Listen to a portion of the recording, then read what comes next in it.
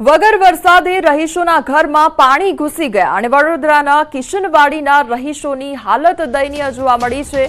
તો રાત્રે અચાનક રહીશોના ઘરમાં ગટરના ગંદા પાણી ઘૂસી ગયા।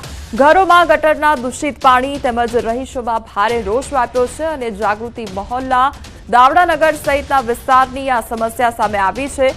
રાત્રે ઘરમાં ગટરના પાણી ઘૂસી ગયા। રહીશોને ઉજાગરા કરવા પડ્યા હતા અને ઘરમાં ગટરના પાણી ઘૂસ્યા ત્યારે રહીશોને ભર શિયાળે કાતિલ ઠંડીમાં ઘર હોવા છતાં પણ બહાર રહેવા માટે મજબૂર બન્યા છે તે લોકો। ખાસ વાત એ છે કે મેયર તેમજ ચેરમેન બંને પૂર્વ વિસ્તારના હોવા છતાં પ્રાથમિક સુવિધા ન આપી શક્યા, જેને લઈને રહીશોમાં ભારે નારાજગી પણ જોવા મળી રહી છે।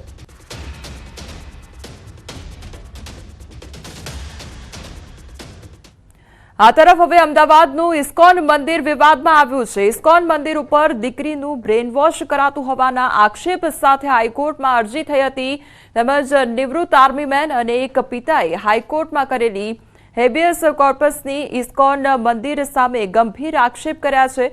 અરજીમાં પિતાનો આક્ષેપ છે કે મંદિરમાં ગાંજો તેમજ ડ્રગ્સ આપીને બ્રેન વોશ કરવામાં આવ્યું છે, જેમાં દીકરીના પિતાએ મંદિરમાં દીકરીના ગુરુ સુંદર મામા પ્રભુએ પોતાના શિષ્ય સાથે દીકરીને પરણાવી દેવાનો અરજીમાં ઉલ્લેખ કરવામાં આવ્યો હતો।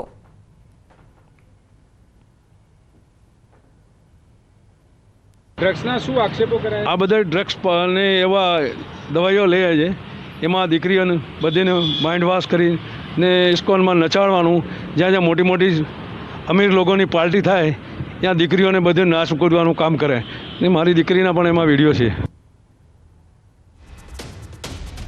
આ તરફ પિતાના આક્ષેપો સામે દીકરીએ પણ વિડીયો વાયરલ કરીને સ્પષ્ટતા કરી છે। દીકરીના મતે તેણે પોતાની મરજીથી લગ્ન કર્યા છે। દીકરીએ પોતાના પિતા સામે જ આક્ષેપ કર્યો છે કે તેના પિતા તેને ધમકી અને મારામારી કરતા હતા અને જેને કારણે નર્ક જેવી સ્થિતિને પગલે તે ઘરેથી નીકળી ગઈ હતી। તેની પાસે પુરાવા પણ હોવાનો તેણે દાવો કર્યો છે।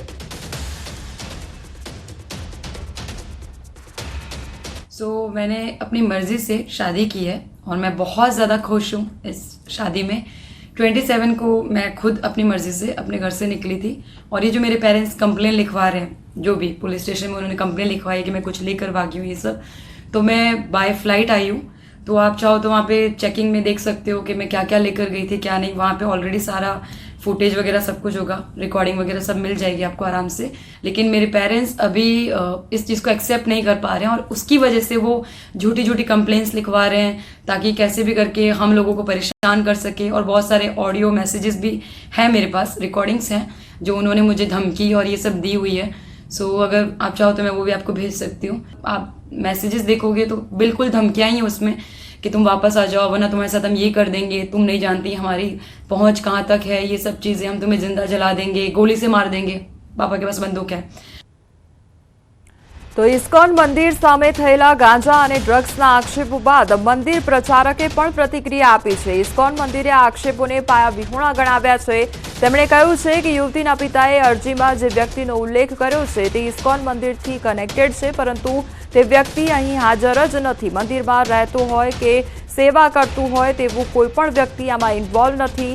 જેને પણ મંદિરમાં આવીને ચેક કરવું હોય તે કરી શકે છે। વધુમાં તેમણે કહ્યું, જ્યાં સુધી હાઈકોર્ટની મેટર છે તેમાં ઇસ્કોનનું નામ આવશે તો અમારી લીગલ ટીમ જોશે।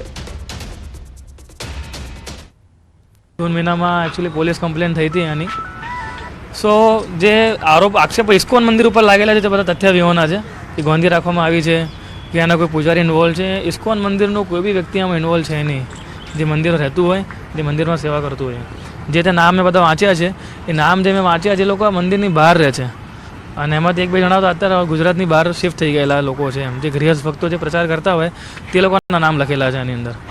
આઈ કેન અન્ડરસ્ટેન્ડ કે તેમની દીકરી જે છે એ ઘર છોડીને વહી ગઈ છે, બરોબર, પણ એમાં એનો મતલબ એ નથી કે તમે ઇસ્કોન મંદિરની ઉપર કોઈ બી પ્રકારના આક્ષેપ મૂકી શકો।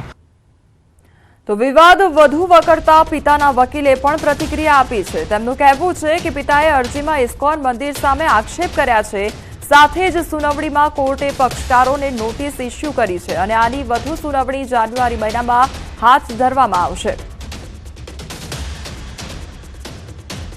હાઈકોર્ટે નોટિસ કાઢી છે રિસ્પોન્ડન્ટ નંબર 4 જે ભગાડી ગયો છે, નિલેશ ગોસ્વામી કે જે છે તે નિલેશ કરીને છે તે, અને બાકીના જે છે તે અને કોર્પસને નોટિસ કાઢી છે પોલીસ ઓથોરિટીની સાથે, સ્ટેટ ગવર્મેન્ટની સાથે. ત્યાં ડ્રગ્સ એટલે ગાંજો આપવામાં આવે છે અને યુવતીને બ્રેન વોશ કરી અને લગ્ન કરેલા છે. ઊંઝા નજીક આવેલ એઠોર ગામે સુપ્રસિદ્ધ શ્રી ગણપતિ મંદિર સંસ્થાનના પ્રમુખ સહિત 7 હોદ્દેદારોની વરણીને લઈ ચૂંટણીનું આયોજન અને એઠોર ગણપતિ મંદિરના ઇતિહાસમાં સૌપ્રથમવાર ચૂંટણી, તો મંદિરના ટ્રસ્ટીઓની નિમણૂક માટે આ ચૂંટણીનું આયોજન કરવામાં આવ્યું છે. ગણપતિ મંદિરમાં સત્તા મેળવવા આજનો ચૂંટણી જંગ અને ઉલ્લેખનીય છે કે છેલ્લા ઘણા સમયથી એઠોર ગણપતિ સંસ્થા ખાતે મંદિરનો વહીવટને લઈને વિવાદ થયો છે, જે મુદ્દો ચેરિટી કમિશનર કચેરી મહેસાણા સુધી પહોંચતા ચેરિટી કમિશનરે ચૂંટણીનો હુકમ કર્યો હતો.